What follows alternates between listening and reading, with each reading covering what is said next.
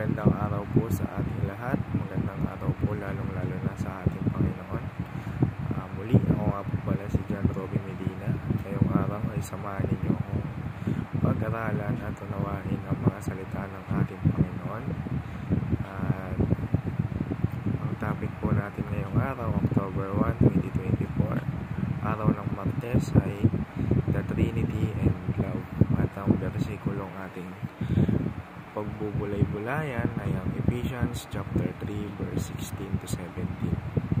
Sinasabi rito, I pray that out of His glorious riches He may strengthen you with power through His Spirit in your inner being, so that Christ may dwell in your hearts through faith, and I pray that you being rooted and established in love.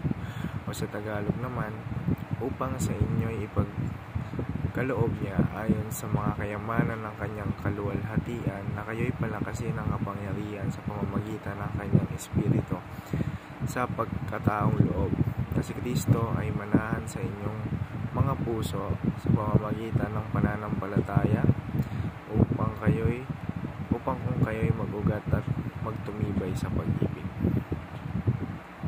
Para sa ating katotohanan naman po ngayong araw, unang-una, the Trinity is a fellowship of love. Mayroon lang tayong isang Diyos na may tatlong persona. Ito nga ay ang Ama, Anak at Espiritu Santo. Di ba nga pag binibinyagan tayo, pag binabautismohan tayo, laging sinasabi na sa ngalan ng Ama, ng Anak, ng Espiritu Santo. Isang Diyos na may tatlong persona. Yun nga, sabi nga sa katotohanan natin ngayong araw, the Trinity is a fellowship of love. Kumbaga, wala pa man yung sangkatauhan, nandyan na yung Trinity na yan, nagmamahalan na sila. Merong Father, Son, and Holy Spirit na nagmamahalan sa isa't isa. Sa ikalawa naman po, the Trinity extends love to the church. Kapag sinabing church, hindi yan yung literal na church or building. Ito yung mga people of God o mga tigasunod ng ating Panginoon. Gusto ng Diyos na ang pag-ibig na nangyayari sa Trinity ay maranasan din natin. Kung paanong minahal ng Ama ang Anak, ganoon din tayo minamahal ng ating Panginoong Kristo.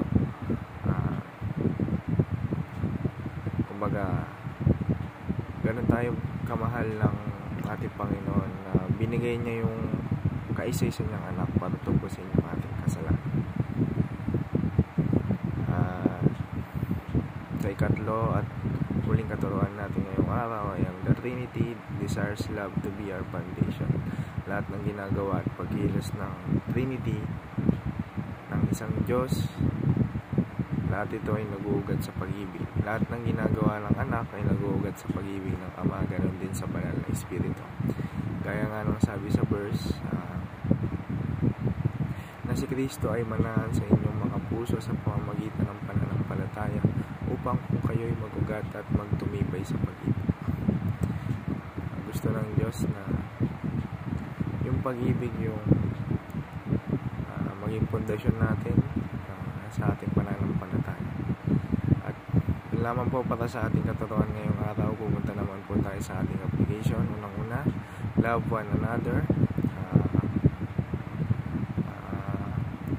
Mahalin natin yung kapwa natin mahalin natin yung kapwa natin na kahit ang hirap mahalin ng mga tao sa paligid natin, mahalin natin sila sa pagmamahal ng ating Diyos, dahil minamahal pa rin tayo ng Diyos kahit hindi tayo karapat-dapat. Kahit sa mga panahon ang hirap nating mahalin, minamahal pa rin tayo ng Diyos. Ganun magmahal ng Diyos, unconditionally. Sa ikalawa naman, prove our fellowship with God. Paano nga ba natin mapuprove yung fellowship natin sa ating Panginoon? Mapuprove natin ito through love. Kung lahat ng mga bagay na ginagawa natin ay bunga ng ating pagmamahal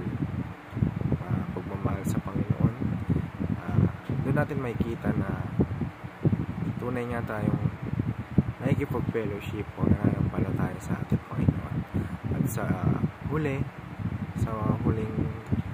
application naman natin ngayong araw, be rooted and established in God's love.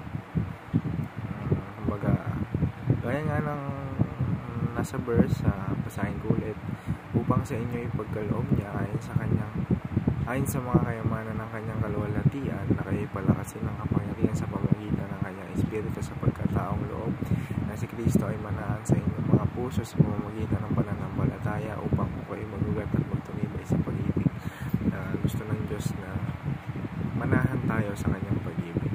Gusto ng Diyos na lahat ng gagawin natin, gawin natin ito ng may pagmamahal. At yun lamang po, naway may natutunan po tayong lahat. At muli, napapasalamat ako sa ating Panginoon sa pagbibigay niya sa akin ng karunungan at kaalaman.